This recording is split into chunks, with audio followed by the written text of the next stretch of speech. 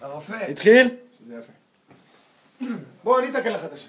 תראה לי מה הבעיה. כאן קרא דוקטור. זה התחיל כבר? כוס של אמא שלך, כן. מה? רגע. על הכוס של האמא שלך תטפל בו. אוי, אוי. אוי לך אחרון! אוי לך אחרון! יש לי רעיון. לך תביא את הקטשופ של ה... תודה אדוני. אני אתקן לך את השם. חכה, בוא תחזיק, יש לי רעיון על אבי. אני אתקן לך את השם. יש לי רעיון, הוא אומר להם מה הוא רוצה לעשות, להביא קטשופ. לא יכול, לא. איי!